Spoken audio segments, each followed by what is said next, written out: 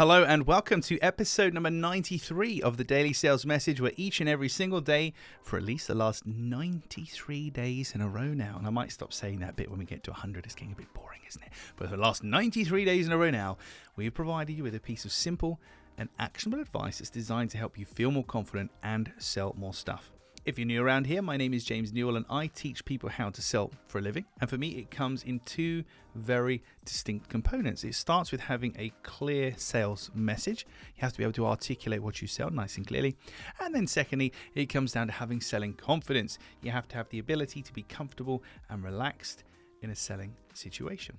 In this episode, number 93 of the Daily Sales Message, we're talking about this, mirroring back questions to your buyer. So when your buyer poses a question to you, asking them, but doing it in a very respectful way, the very same question.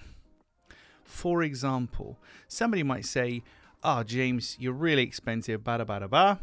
Okay, I appreciate that. Thanks for sharing that with me. How do you think we could overcome this? It's clear that you want to buy the product or service, but you're finding it expensive. So how do you suggest we overcome this? So by mirroring that question back, and we have to be very careful that we do it in a respectful way. We don't want to be rude or arrogant or condescending to people. But if we can mirror it back in a respectful way, the person, from my experience, 9 times out of 10, will actually tell you. And it's the equivalent of, if you imagine I'm stood right now in front of a big white blank wall. Somewhere on that wall is a bullseye. I don't know where it is.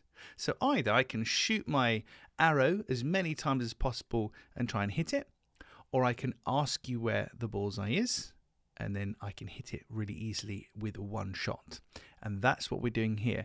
If you say, and it doesn't have to be about being expensive, but if you ask me a question about being expensive in this example, and I could then say, we could discount, we could split payments, we could do this, we could do that, blah, blah, blah.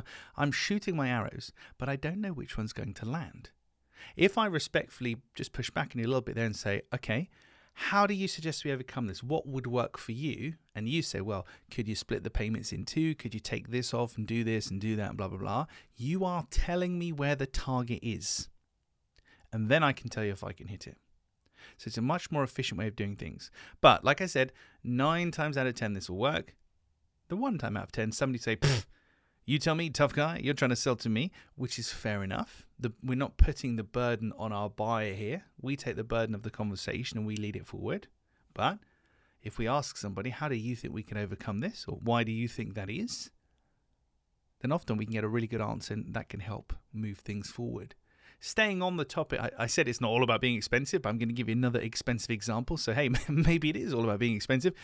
But another great example of this is when somebody says you're expensive and you say, well, why do you think we charge the way we do? Why do you think we're quote unquote expensive?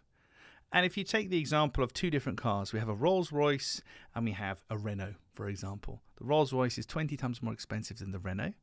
They're both cars. They both got 4 wheels, 5 seats, 4 doors, get you from A to B. But we know why the Rolls-Royce is 20 times more expensive. Even if you've never bought one, driven one, sat in one, even if you're not really into cars, you've probably heard of Rolls-Royce. And you start guessing, why do you think it's more expensive? I don't know.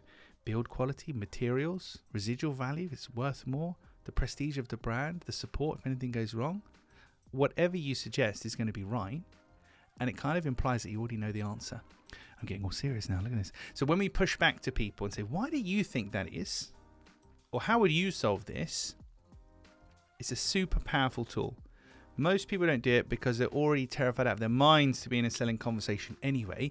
So they're definitely not feeling confident enough to start pushing back and questioning their buyer. That's a little bridge too far. But when you get into the more intermediary to advanced level of sales conversations, it's a really cool little mechanism, cool structure you can use to find out exactly how to move the conversation forward. Okay, that's it for this episode number 93 of the Daily Sales Message. Tomorrow in episode number 94, another one of my little sayings. Explanations are expensive. Explanations are expensive. I'm going to expand upon that tomorrow. And I'm going to save you some time and a whole lot of money by telling exactly how to overcome that issue. But you have to tune in tomorrow to find out more about that one. That's it for today. Appreciate you taking the time to listen. I'll see you tomorrow.